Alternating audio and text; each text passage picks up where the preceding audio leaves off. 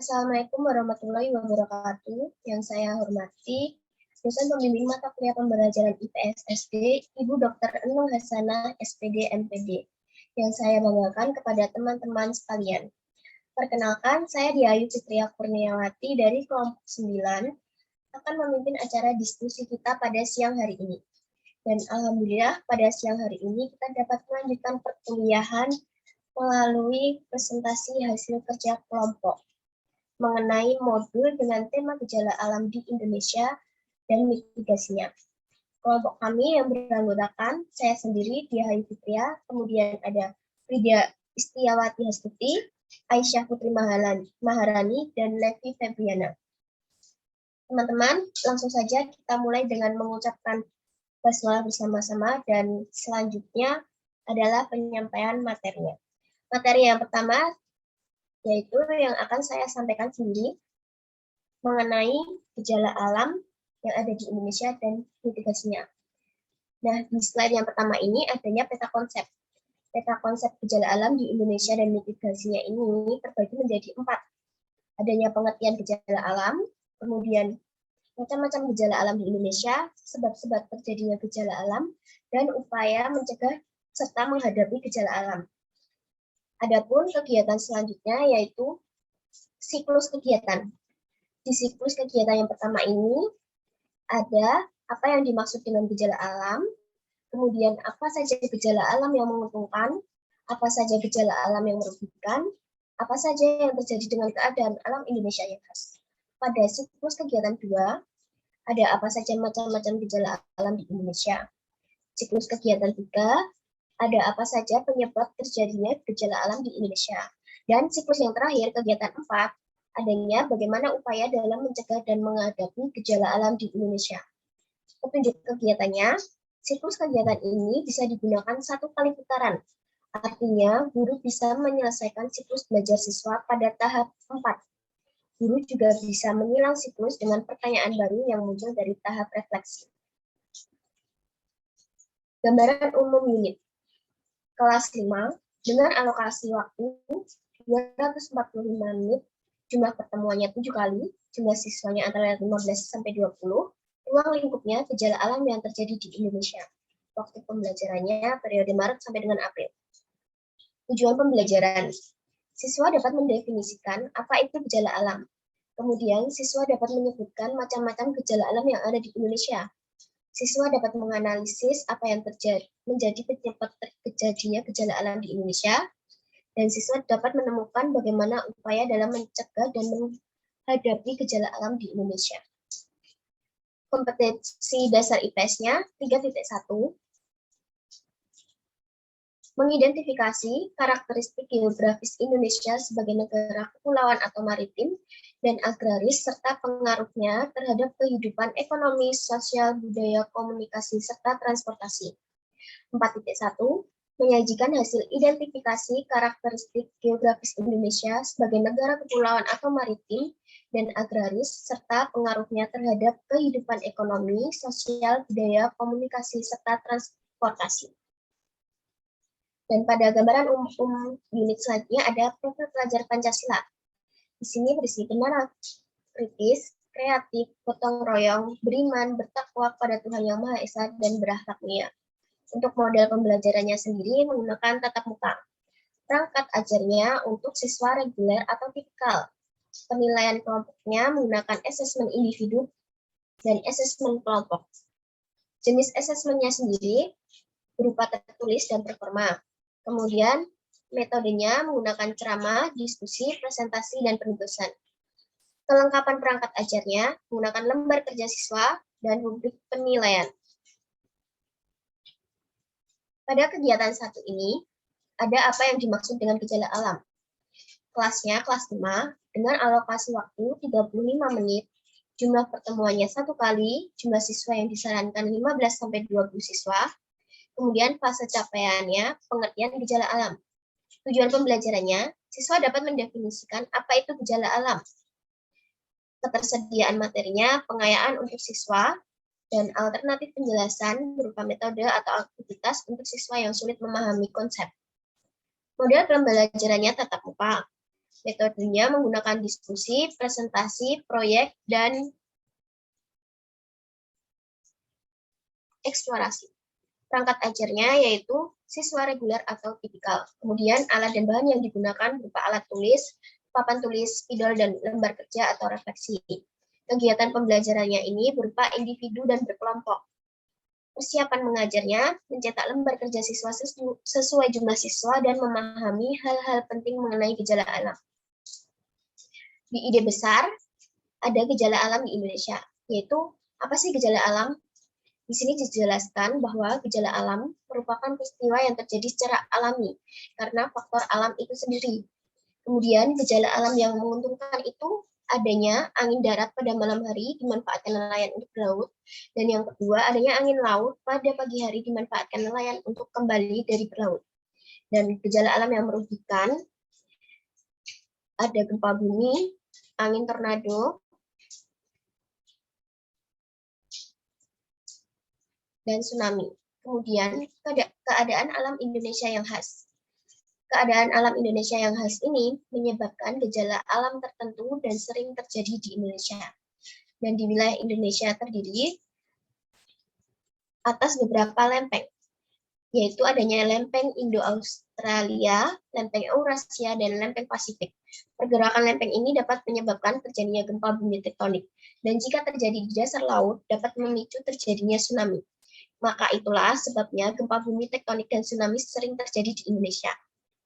Untuk urutan kegiatannya, pra pembelajarannya, yaitu guru mengajak siswa untuk mengingat kembali kegiatan yang telah dilakukan pada pertemuan sebelumnya dengan mengajukan pertanyaan. Kemudian guru menyampaikan materi pelajaran yang akan dibahas dan dipelajari pada pertemuan hari ini. Pada inti pembelajarannya, guru itu memberikan penjelasan terkait dengan materi tentang apa itu gejala alam di Indonesia.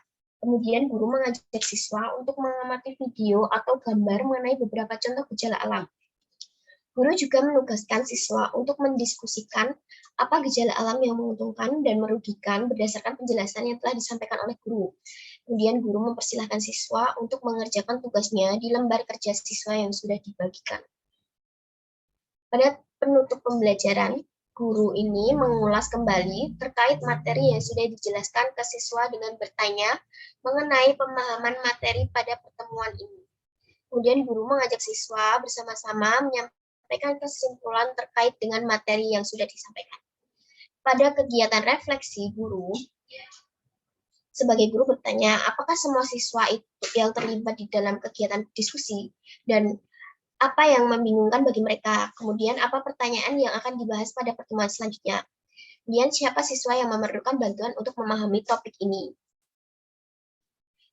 Kriteria untuk mengukur ketercapaian tujuan pembelajarannya, yaitu siswa mampu menjelaskan pendapat dan pemahamannya mengenai gejala alam di Indonesia. Kemudian siswa juga dapat mengidentifikasi mengenai gejala alam yang menguntungkan dan merugikan. Pada proses asesmennya, guru melakukan pengamatan selama pengerjaan yang dilakukan siswa secara mandiri. Hasil pengamatannya dapat berupa jawaban dan pertanyaan siswa, kemudian dapat dicatat dalam jurnal guru. Kemudian guru memeriksa hasil lembar kerja siswa. Pada lembar kegiatan siswa ini sendiri, kita memilih untuk memberikan teka-teki silang yang nantinya dapat diisi oleh siswa melalui petunjuk gambar yang ada di dalam atau di samping teka-teki tersebut. Selanjutnya, Mbak. Baik, yang selanjutnya, materi yang selanjutnya akan disampaikan oleh Mbak Frida. Waktu dan tempat saya persilahkan. Baik, terima kasih untuk waktunya. Di sini saya akan memaparkan mengenai kegiatan kedua, apa saja macam-macam gejala alam di Indonesia. Kelas 5, alokasi waktu 70 menit, jumlah pertemuan 2 kali, jumlah siswa disarankan 15-20, fase capaian macam-macam gejala alam di Indonesia. Tujuan pembelajaran, siswa dapat memahami apa saja macam-macam gejala alam di Indonesia. Ketersediaan materi, 1. Pengayaan untuk siswa, 2. Alternatif penjelasan, metode atau aktivitas untuk siswa yang sulit memahami konsep. Model pembelajaran tatap muka, alat dan bahan, alat tulis, papan tulis, spidol, gambar macam-macam gejala alam, dan lembar kerja atau refleksi. Perangkat ajar, siswa reguler atau tipikal, kegiatan pembelajaran, bisa individu atau berkelompok lebih dari 2 orang, metode, ceramah, tanya jawab, diskusi, dan penugasan. Persiapan mengajar, pertama, mencetak lembar kerja siswa sesuai jumlah siswa. 2, memahami macam-macam gejala alam di Indonesia. Ide besar, macam-macam gejala alam di Indonesia. Apa saja macam-macam gejala alam? Macam-macam gejala alam diantaranya yaitu A. Gunung meletus. Gunung meletus merupakan aktivitas peristiwa yang terjadi akibat endapan magma di dalam perut bumi yang didorong keluar oleh gas yang bertekanan tinggi. Di Indonesia banyak sekali terdapat gunung aktif. Gunung aktif berarti masih mengeluarkan lahar. Oleh karena itu, Indonesia sangat rawan akan gejala alam gunung meletus. Ciri-ciri gunung berapi yang masih aktif yaitu kawahnya mengeluarkan asap. Dengan aktivitas tersebut menyebabkan tekanan terhadap batuan di sekitar kantong magma. Gunung Merapi merupakan gunung api paling aktif di Indonesia. Lalu yang B, gempa bumi. Gempa bumi merupakan peristiwa adanya getaran pada permukaan bumi yang disebabkan oleh gerakan dari dalam bumi. Gempa bumi terdiri dari 2 jenis, yaitu gempa tektonik dan gempa vulkanik. Gempa bumi tektonik adalah gempa yang diakibatkan adanya pergeseran lempeng bumi, dan gempa vulkanik adalah gempa yang diakibatkan karena aktivitas gunung berapi. Gempa vulkanik merupakan salah satu tanda dari gunung yang akan meletus. Pergerakan magma dalam perut bumi dapat menimbulkan gempa bumi. Lalu contoh gempa bumi yang pernah terjadi di Indonesia yaitu gempa tektonik di Yogyakarta yang berkekuatan 5,9 skala Richter dan gempa di pantai selatan Jawa yang berkekuatan 6,8 skala Richter. Yang C, tsunami. Tsunami merupakan bencana alam disebabkan oleh gempa bumi di dasar laut. Pergerakan lempengan bumi di dasar laut menyebabkan terjadinya gelombang besar di permukaan laut. Selain disebabkan oleh gempa bumi, tsunami juga disebabkan letusan gunung berapi. Peristiwa tsunami yang disebabkan oleh gempa bumi contohnya adalah gelombang tsunami yang melanda Provinsi Nangro Aceh Darussalam pada tanggal 26 Desember 2004. Gelombang tsunami di Aceh diakibatkan oleh gempa bumi yang berpusat di Samudra Hindia. Lalu yang selanjutnya adalah banjir. Banjir adalah keadaan di mana suatu daerah tergenang oleh air dalam jumlah yang besar. Setiap musim penghujan, beberapa daerah di Indonesia pasti dilanda banjir. Salah satu daerah yang sering dilanda banjir adalah Provinsi DKI Jakarta. Banjir menimbulkan kerugian bagi masyarakat yang menjadi korban. Kerugian akibat banjir antara lain, yang pertama, harta benda hanyut terseret arus banjir. 2, persediaan air bersih berkurang. 3, timbul penyakit kulit akibat air yang kotor. 4, jalanan macet akibat terendam banjir. 5, setelah air surut, lingkungan akan menjadi kotor. Oleh karena banjir membawa sampah, akibatnya wabah penyakit seperti demam berdarah dan diare mudah menyerang warga. Selanjutnya, E, angin topan. Angin topan adalah angin kencang atau bisa juga disebut badai besar yang sangat kuat dengan pusaran angin dengan kecepatan 120 km per jam atau lebih.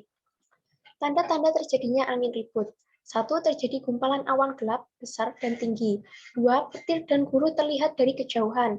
3, terdengar suara gemuruh dari kejauhan. F, tanah longsor. Tanah longsor merupakan peristiwa gerakan tanah, adalah suatu peristiwa geologi yang terjadi karena pergerakan massa batuan atau tanah.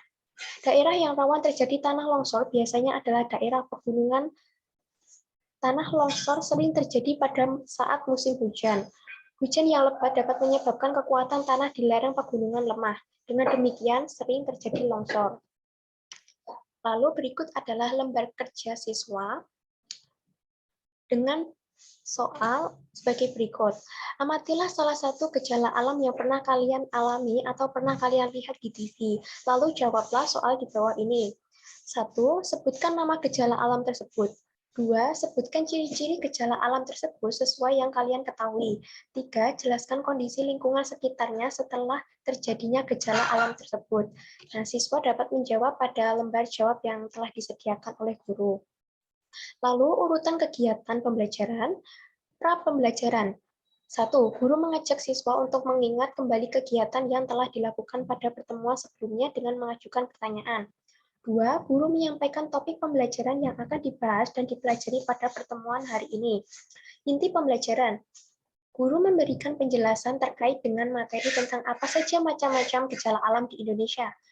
Guru menampilkan beberapa gambar gejala alam lalu melakukan tanya jawab mengenai macam-macam gejala alam. Guru menjelaskan materi mengenai macam-macam gejala alam di Indonesia. Lalu, guru memberikan lembar kerja dan meminta siswa untuk mengerjakan penugasan tersebut. Penutup pembelajaran. 1. Guru mengulas kembali terkait materi yang sudah dijelaskan ke siswa dengan bertanya mengenai pemahaman materi pada pertemuan hari ini. 2. Guru mengajak siswa bersama-sama menyampaikan kesimpulan terkait dengan materi yang sudah disampaikan. Refleksi guru, apakah siswa dapat menjelaskan macam-macam gejala alam di Indonesia? Siapa siswa yang sekiranya memerlukan bantuan untuk memahami topik ini? Nah, untuk selanjutnya, kriteria untuk mengukur ketercapaian tujuan pembelajaran antara lain, 1. Siswa mampu menyebutkan macam-macam gejala alam yang terjadi di Indonesia. 2. Siswa mampu menjelaskan pendapat dan pemahamannya mengenai macam-macam gejala alam yang terjadi di Indonesia. Proses asesmen. 1. Guru melakukan pengamatan selama pengerjaan yang dilakukan siswa secara mandiri ataupun berkelompok. Hasil pengamatan berupa jawaban dan pertanyaan siswa dapat dicatat dalam jurnal guru. 2. Guru memeriksa hasil lembar kerja siswa. Nah, sekian pemaparan dari saya kembalikan ke moderator. Baik, terima kasih kepada Mbak Frida karena telah menyampaikan materinya. Untuk materi yang selanjutnya akan disampaikan oleh Mbak Levi. Kepada Mbak Levi, waktu dan tempat saya persilakan. Baik, di sini saya akan menyampaikan materi pada kegiatan 3, yaitu mengenai apa saja penyebab terjadinya gejala alam di Indonesia. Kelas 5, alokasi waktu 70 menit, jumlah pertemuan 2, jumlah siswa disarankan 15-20, fase capaian penyebab terjadinya gejala alam di Indonesia. Tujuan pembelajaran, siswa dapat menganalisis apa yang menjadi penyebab terjadinya gejala alam di Indonesia. Model pembelajaran tatap muka, perangkat ajar, siswa reguler atau tipikal, kegiatan pembelajaran individu, ketersediaan materi, pengayaan untuk siswa, alternatif penjelasan, metode atau aktivitas untuk siswa yang sulit memahami konsep. Metode, diskusi, ceramah, dan eksplorasi. Alat dan bahan, alat tulis, papan tulis, spidol, dan lembar kerja. Persiapan mengajar, mencetak lembar kerja siswa sesuai jumlah siswa, dan memahami penyebab terjadinya gejala alam di Indonesia. Ide besar, penyebab terjadinya gejala alam di Indonesia. Gejala alam di Indonesia terjadi karena berbagai sebab, diantaranya 1. Wilayah Indonesia yang dilintasi oleh 2 jalur pegunungan, yaitu pegunungan sirkumpasifik dan sirkummediterania, yang menyebabkan banyak gunung berapi. Aktivitas gunung berapi menyebabkan gempa vulkanik. Kedua, pergeseran lempeng benua menyebabkan gempa tektonik. Yang ketiga, apabila pusat gempa yang terjadi di lautan, maka akan terjadi tsunami. Yang keempat, iklim di Indonesia menyebabkan angin musim yang kadang-kadang bisa terjadi angin topan. Kelima, curah hujan tinggi bisa terjadi banjir maupun tanah longsor. Gunung meletus. Letusan gunung berapi terjadi apabila magma naik melintasi kerak bumi dan muncul di atas permukaan. Pada dasarnya gunung berapi terbentuk setelah magma meletus ke permukaan. Sebuah gunung berapi akan terus meletus selama masih banyak magma yang terkandung di dalam gunung berapi tersebut. Selanjutnya, gempa bumi. 1. Ada gempa bumi tektonik yang disebabkan oleh adanya pergeseran kerak bumi, pelepasan tenaga dari pergeseran lempeng-lempeng tektonik di permukaan bumi. Yang kedua, ada gempa bumi vulkanik yang disebabkan oleh adanya aktivitas gunung berapi yang akan meletus. Ketiga, gempa tanah runtuh yang disebabkan oleh runtuhnya tanah yang diakibatkan oleh adanya tanah longsor, gua-gua yang runtuh, atau lorong pertambangan yang lapuk. Selanjutnya ada tsunami. Tsunami adalah serangkaian gelombang yang terbentuk karena gempa atau letusan gunung berapi di bawah laut ataupun di daratan dekat pantai. Tsunami ini terjadi saat permukaan dasar laut bergerak naik turun di sepanjang patahan selama gempa terjadi atau saat bagian gunung berapi yang meletus runtuh ke dalam laut. Kemudian banjir. Banjir adalah luapan air yang melintasi batas. Banjir ini terjadi karena disebabkan oleh hujan yang turun secara terus-menerus tanpa henti dan dalam jangka waktu yang lama. Ulah manusia sendiri seperti penebang pohon di hutan secara liar, pembangunan penginapan di pegunungan maupun membuang sampah di sungai. Selanjutnya angin topan. Angin topan terjadi karena adanya pergerakan udara yang sangat kencang. Tiupan angin topan mampu merobohkan berbagai bangunan dan merobohkan pohon. Selanjutnya tanah longsor. Tanah longsor dapat terjadi karena disebabkan oleh adanya curah hujan yang tinggi, kemudian gempa bumi, letusan gunung berapi, dan banyak pemukiman yang menambah beban pada tanah.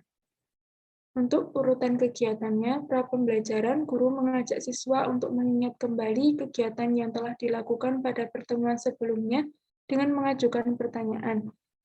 Kemudian guru menyampaikan materi pelajaran yang akan dibahas dan dipelajari pada pertemuan hari ini. Pada inti pembelajaran, guru memberikan penjelasan terkait dengan materi tentang penyebab terjadinya gejala alam di Indonesia. Guru mengajak siswa untuk mengamati gambar tentang gejala alam yang terjadi di Indonesia. Guru menugaskan siswa untuk mendiskusikan apa saja faktor penyebab terjadinya gejala alam tersebut.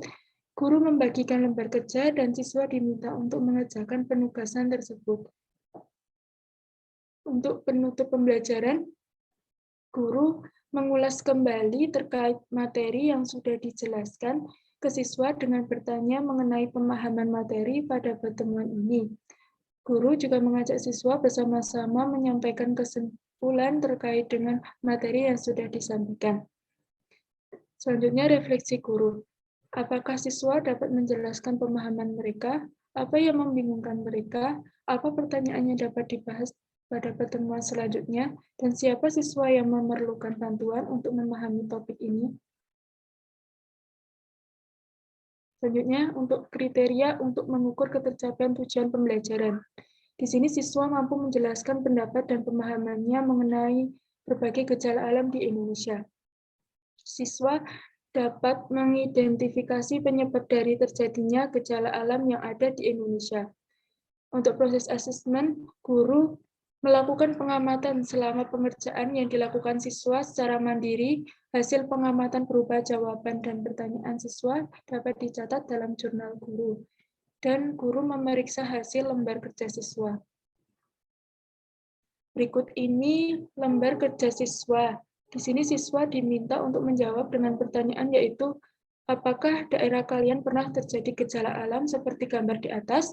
Carilah satu contoh gejala alam yang pernah terjadi di dalam lingkup provinsi tempat tinggal kalian. Kemudian jawablah pertanyaan-pertanyaan berikut ini. Kapan peristiwa itu terjadi? Di mana lokasi peristiwa itu terjadi? Dan apa penyebab terjadinya peristiwa tersebut? Sekian dari saya kembalikan kepada moderator. Baik, terima kasih kepada Mbak Levi karena telah menyampaikan materinya. Dan untuk materi yang terakhir akan disampaikan oleh Mbak Aisyah. Kepada Mbak Aisyah, waktu dan tempat saya persilakan.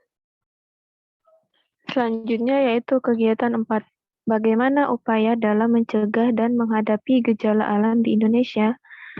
Kelas 5, alokasi waktu 70 menit, jumlah pertemuan 2, jumlah siswa disarankan 15-20, fase capaian upaya mencegah dan menghadapi gejala alam di Indonesia.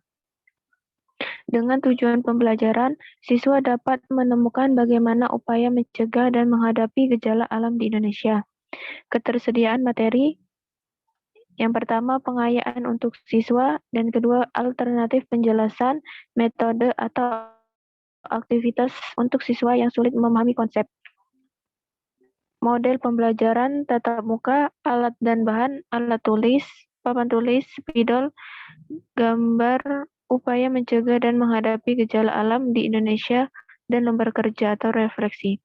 Perangkat ajar, siswa reguler atau tipikal, kegiatan pembelajaran individu, metode ceramah dan bercerita, tanya jawab, diskusi, dan penugasan, persiapan mengajar, Yang pertama yaitu mencetak lembar kerja siswa sesuai jumlah siswa. Yang kedua, memahami upaya mencegah dan menghadapi gejala alam di Indonesia.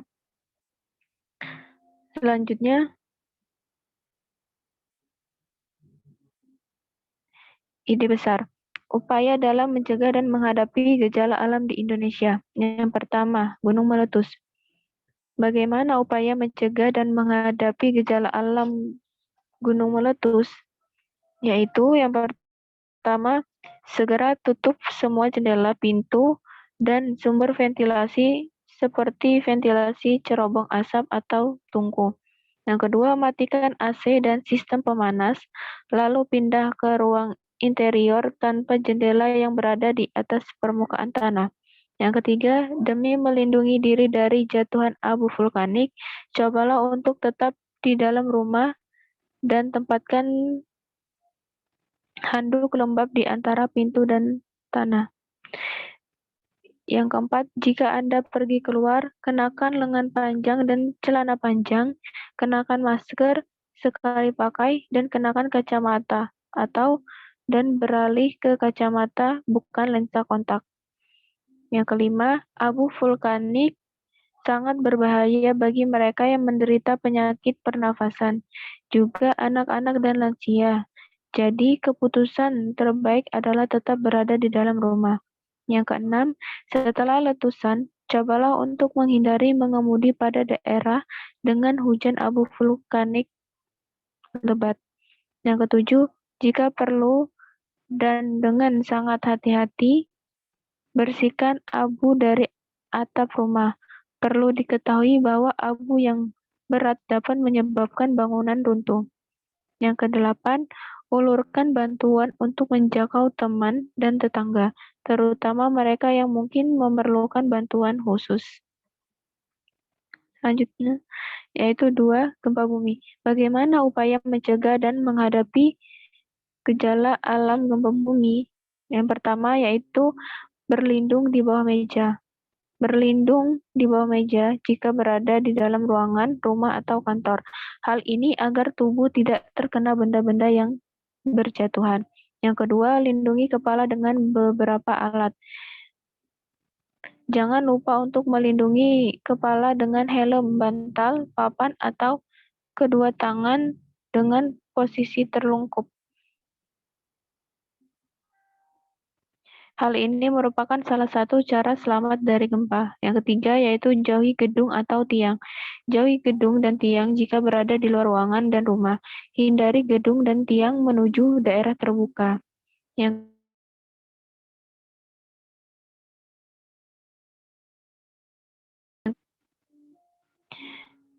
ke bawah, Mbak. Jika berada di mall atau kantor, jangan naik lift, namun gunakan tangga dan jangan panik saat turun tangga darurat. Kemudian bergerak ke tempat terbuka hingga keadaan stabil. Perlu diingat gempa yang bermagnitudo besar dapat diikuti gempa susulan. Selanjutnya yaitu hentikan kendaraan. Jika berada di dalam kendaraan, berhati-hatilah agar kendaraan tidak berhenti secara mendadak. Usahakan memberhentikan kendaraan dan bergerak ke tempat terbuka agar selamat dari gempa. Selanjutnya yaitu jauhi laut. Gempa di bawah laut bisa menimbulkan gelombang tsunami. Bergeraklah ke daratan yang lebih tinggi. Merupakan salah satu cara mengatasi tsunami.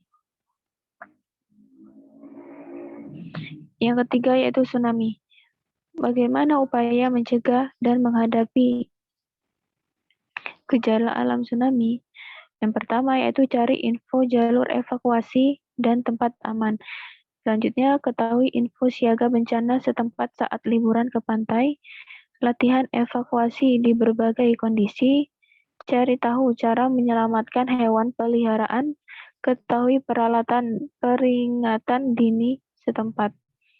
Kenali bunyi atau tanda peringatan dini tsunami, bersama membangun dinding penahan gelombang tsunami, menanam tanaman bakau di sepanjang garis pantai, belajar pertolongan pertama, ikuti tim siaga bencana di daerahmu, simulasi bencana di rumah, Siapan perlengkapan siaga bencana, mempelajari lagi rumahku siaga bencana, ikuti sosmed penting, dan kenali bahaya tsunami. Keempat yaitu banjir. Bagaimana upaya mencegah dan menghadapi gejala alam banjir? Yaitu pertama, menjaga lingkungan sekitar. Dengan menjaga lingkungan sungai dan selokan, yaitu sebaiknya dipelihara dengan baik. Jangan sampai membuang sampah ke sungai atau selokan yang bisa yaitu dijadikan sebagai tempat pembuangan sampah. Yang kedua, hindari membuat rumah di pinggir sungai. Saat ini semakin banyak warga yang membangun rumah di pinggir sungai. Ada baiknya pinggiran sungai jangan dijadikan rumah penduduk karena menyebabkan banjir dan tatanan masyarakat tidak teratur. Selanjutnya yaitu melaksanakan program tebang pilih dan reboisasi. Pohon yang telah ditebang sebaiknya ada penggantinya. Menebang pohon yang telah berkayu kemudian ditanam kembali, tunas pohon yang baru. Hal ini ditunjukkan untuk regenerasi hutan dengan tujuan hutan tidak menjadi gundul. Selanjutnya yaitu buanglah sampah pada tempatnya. Seringkali masyarakat Indonesia membuang sampah sembarangan, terutama membuang sampah ke sungai. Tentu hal ini akan memberikan dampak buruk di kemudian hari, karena sampah yang menumpuk bisa menyebabkan terjadinya banjir saat curah hujan sedang tinggi. Pengelolaan sampah yang tepat bisa membantu mencegah banjir. Selanjutnya yaitu rajin membersihkan saluran air.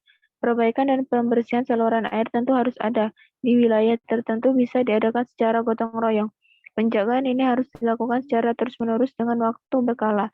Hal ini bertujuan agar saat terjadi hujan deras, air tidak akan tersumbat dan mampu mencegah terjadinya banjir. Yang kelima yaitu angin topan.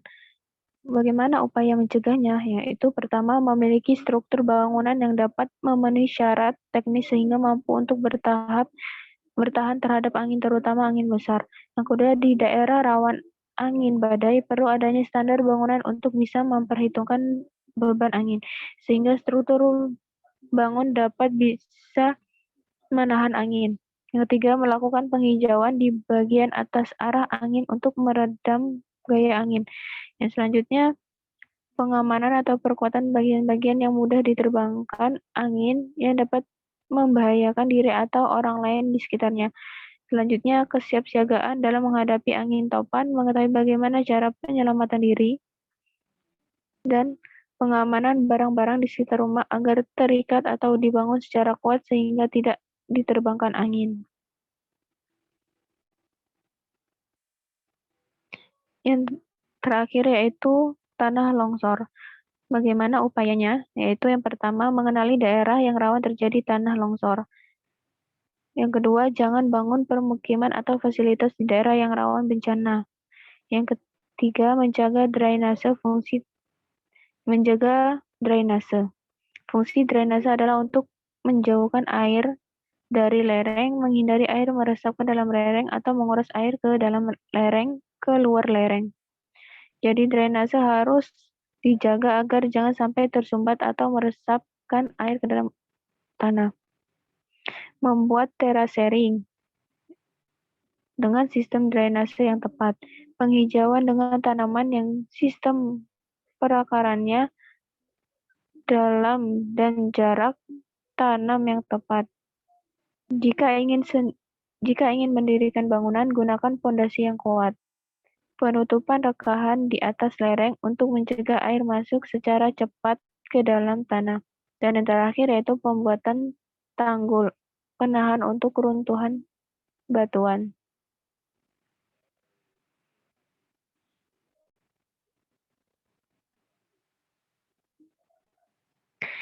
Selanjutnya yaitu urutan kegiatan pra pembelajaran.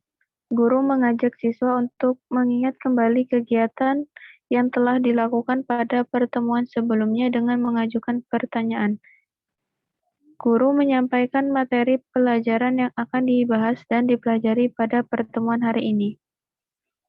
Selanjutnya, inti pembelajaran. Guru memberikan penjelasan terkait materi tentang upaya mencegah dan menghadapi gejala alam di Indonesia. Yang kedua, guru mengajak siswa untuk mengamati gambar tentang upaya gejala alam yang terjadi di Indonesia.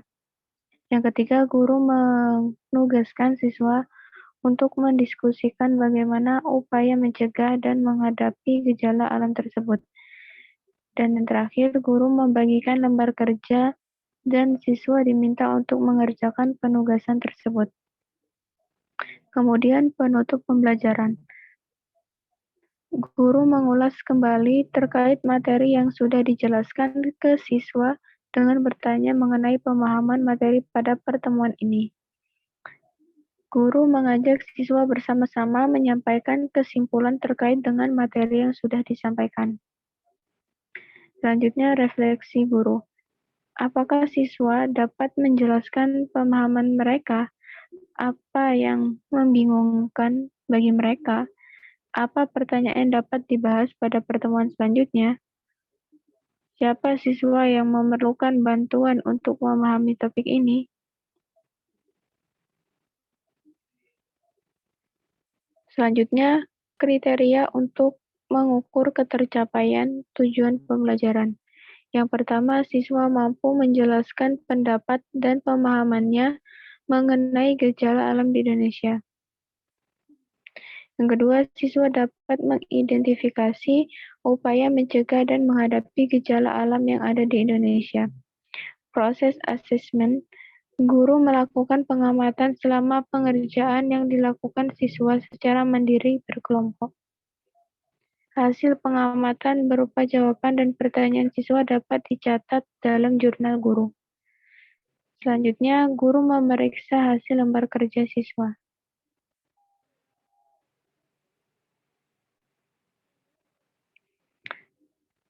Dan yang terakhir yaitu lembar kerja siswa. Di sini siswa diberi penugasan yaitu bacalah dan kerjakan soal di bawah ini. Letakkan jawaban di lembar kerja.